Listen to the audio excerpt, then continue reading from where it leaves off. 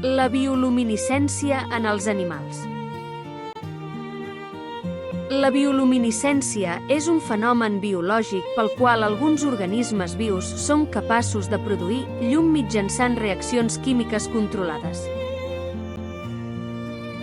Aquest procés no genera calor i es basa principalment en l'oxidació d'una molècula anomenada luciferina. L'energia alliberada en aquesta reacció s'emet en forma de llum visible. Els colors més habituals són el blau i el verd, ja que aquestes longituds d'ona es transmeten millor en medis aquàtics. La bioluminescència és especialment comuna en els ecosistemes marins, sobretot a les profunditats dels oceans, on la llum solar no arriba. S'estima que una proporció molt elevada dels animals que viuen a grans profunditats presenten algun tipus de bioluminescència.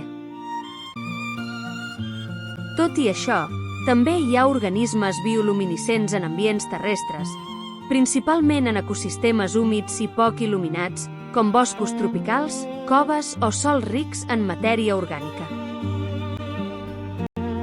La bioluminescència compleix diverses funcions adaptatives relacionades amb la supervivència.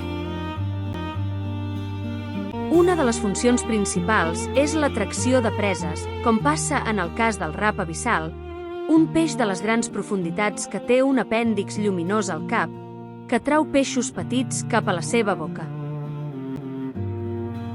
Una altra funció important és la comunicació, sobretot durant la reproducció. Un exemple clar són les cuques de llum, que utilitzen patrons de flaixos lluminosos per trobar parella. També pot actuar com a mecanisme de defensa. Algunes meduses i crustacis bioluminescents emeten flaixos sobtats de llum quan se senten amenaçats, cosa que pot espantar els depredadors o desorientar-los. En el cas d'alguns calamars, l'animal allibera un núvol de substància bioluminescent que confon el depredador i li permet escapar. Finalment, alguns animals utilitzen la bioluminescència per al camuflatge actiu, un procés conegut com a contrail·luminació. Per exemple, certs calamars i peixos d'aigües profundes produeixen llum a la part de sota del cos. D'aquesta manera, eviten projectar ombres i no són detectats pels depredadors que neden per sota. Els oceans concentren la major diversitat d'organismes bioluminescents. Entre ells hi ha meduses, actenòfors, crustacis, calamars i pops i nombroses espècies de peixos d'aigües profundes. El plàncton bioluminescent pot generar grans emissions de llum quan l'aigua és agitada, un fenomen observable a la superfície en determinades condicions ambientals.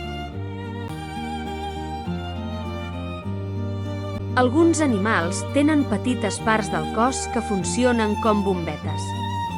Aquestes parts s'anomenen fotòfors i serveixen perquè l'animal pugui encendre o apagar la llum i fer-la més forta o més fluixa.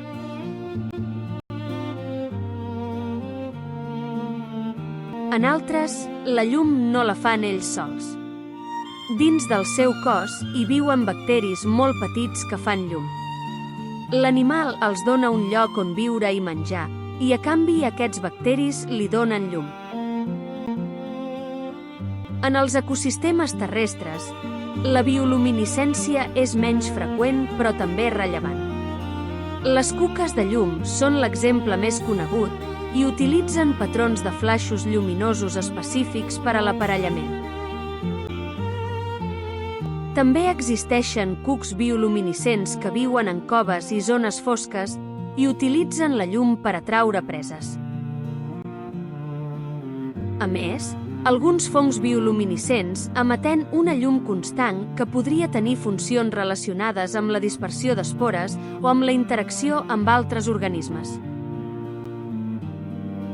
L'estudi de la bioluminescència té una gran importància en el camp científic i tecnològic. Les molècules bioluminescents s'utilitzen àmpliament en biologia molecular i medicina. La comprensió d'aquests mecanismes pot contribuir al desenvolupament de noves tecnologies d'il·luminació més eficients i sostenibles, així com a l'estudi del funcionament dels ecosistemes marins profunds. Gràcies per haver escoltat. Espero que t'hagi agradat el vídeo.